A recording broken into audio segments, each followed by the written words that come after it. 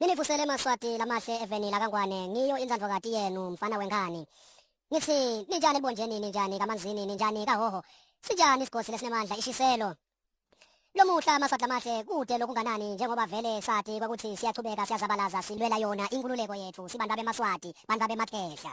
Maswati ngimqophela lo mlayeto ngifuna nje kunikhuthata ngithi asichubekele embili. Siyabona nawo ema-Solidarity Forces asibambisile khona eveni laKangwane. Nathi lapho khona singakhona ukuthi sifake umfutho sifake amandla khona. Asiwufake kuze kude ujuluka lisenze lalendvodza. Lomuhla amaswati lamahle ngithi angiphindze ngibuye ngigcizelele endzabeni lengike ngakhuluma ngayo emahlandla lamanyenti phambilini. Lethi Mswati akasiyo inkosi lefanele. Mswati is an illegitimate king with legitimate power given by Licoco. Live laKangwane Maswati lamahle nitawati kahle kokuthi lithethe emandla lawambesa Licoco. Nakhona lelo coco kuphindze kube inkinga lokwati ukuthi lamandla alo Licoco abuyaphi ngoba phela nalo liphindze libulawe inkosi liphindze lihohlotwe inkosi. Kwendeka njani ukuthi iCouncil lengetulu kwawo onke emabandla eveni laKangwane lehlanganisa ema-senior princes nato tikhulu letikhethiwe bese kuthiwa ngilo leliyaweluleka noma libukete sihlalo sebukhosi kepha khona lapho liphindze nalo libulawe ngisosilo semhlaba.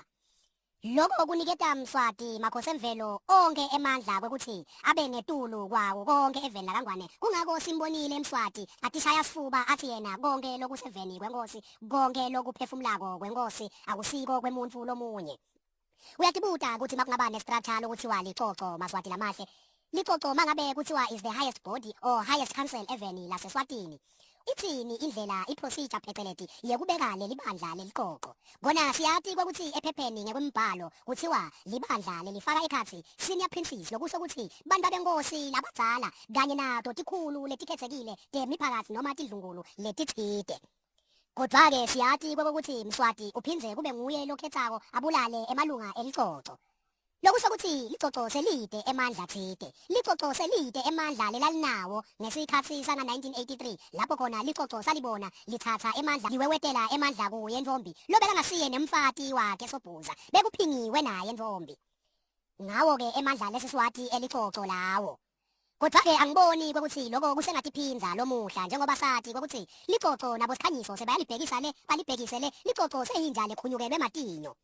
Yebo vele kude lokutheni lesingalivuna ngako Licoco njengoba nalo latiphakamisela amakhosetive ngoba nalo lalilwa naqembu thitele laseliphahlukiile kulamanye emaqembu lamakhulu lakhona kalobamba.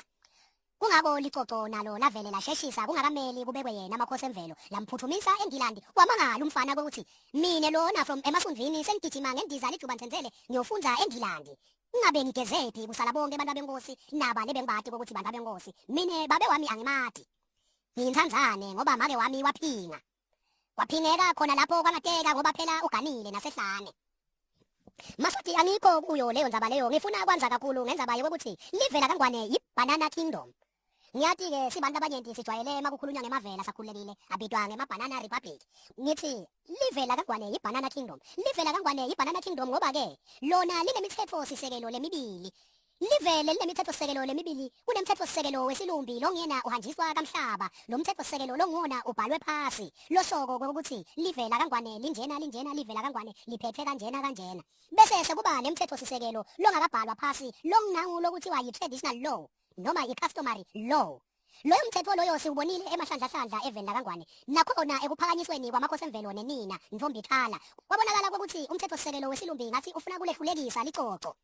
Kwasuke lapho kwathiwa lenzaba ayiphume etinkantolo ihambe iyoliwa ngaphandle ngemthetho wesintfu lokuyi-customary or traditional law of the country ngoba ingwenyama yelive laKangwane ibekwa ngemthetho wesintfu iphakanyiselwa esihlalweni ngekwemabandla hayi ngemthetho sisekelo lona lohliwe inkosi Sobhuza wesibili.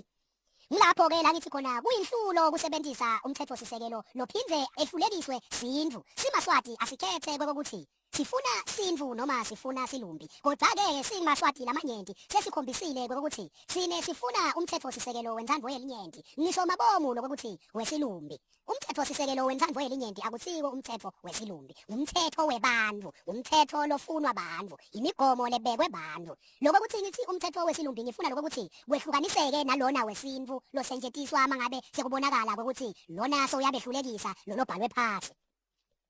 Kungako nje emaswati amahle ngitawugcizelela la kuthenini asinyathelisise uma ngabe umthetho wesintu uyaqhubeka even lakangwane akube ngumthetho wesintu longeke ube nemibandzela lethite bese sesikhanza sewu-override noma soweca ngetulu lokhu thine lesikuhlanganisile sathi umthetho wentsandvo yelinyenti ngoba nitawati kahle ukuthi umthetho wesintu uhamba ube khona la ucindzetela khona bantfu besifazane uhambe ube khona la ucindzetela khona bantfu phatsa lokhu lokubitwa ngemfucuta kangwane.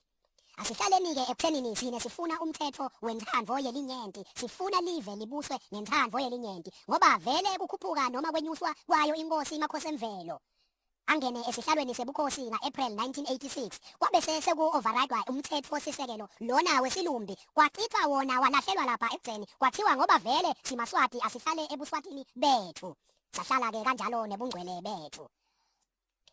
Ngedlule kuyo indzaba yemthetho-sisekelo lo parallel maswati lamahle ngithanda lamuhla kukhuluma nebaholi bawo umzabalazo baholi bemacembu ngekuhlukana kwawo. Mina indzadvokati yenu umfana wengane angisilutho kude licembu lenginesikhundla kulo.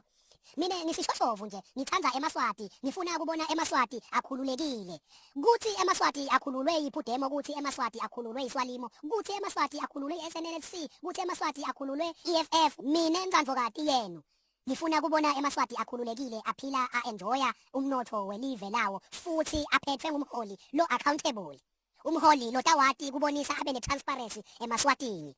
Baholi yelelani into yenu yekuthi makukhona umholi lophakamisa sicubulo noma umbono lothide bese baholi labanye sebayavungama ku-social media sebayavungama kubo-Times of Swaziland sebabanika sikopu setindzaba.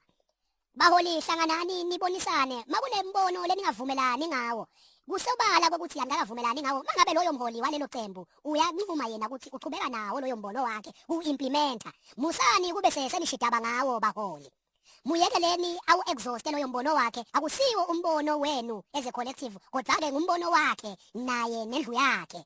Nine niyobe senimtshelile kwekuthi nimephi anivumelani nembono wakhe. Yekelani baholi kudvanguta ningene ku-social media ninike bo-Times of Swaziland ema-scopes of news kwekokuthi nibonakalise ninebomangololo kokuthi anisavumelani ngekhathi anati ukuthi lo mholi lomunye ukhuluma ngani. Uma ngabe umholi thide kukhona la saphambuke kuko lebe nivumelane ngako wase yena soyaku-editha sowenta ngathi nivumelene ngalokho mangabe vele benivumelene noma-ke kungasasibo lokho-ke. Baholi funzani kushayelana tincingo nodwa nikhulumisane nifike ekuthenini cha lana-ke angahle sivumelani kahle bese seniyabuya esiveni nema-statements la formal ngoba le nto yokuthi nibhale ema-statements la individual lobonako kokuthi wo lona soyadvanguta wethelela lolomunye umholi lona sotitshela ukuthi yena wati kakhulu ipolitiki kunalolo munye umholi asikho kwatini ipolitiki akekho umuntu loliswati lo wati ipolitiki.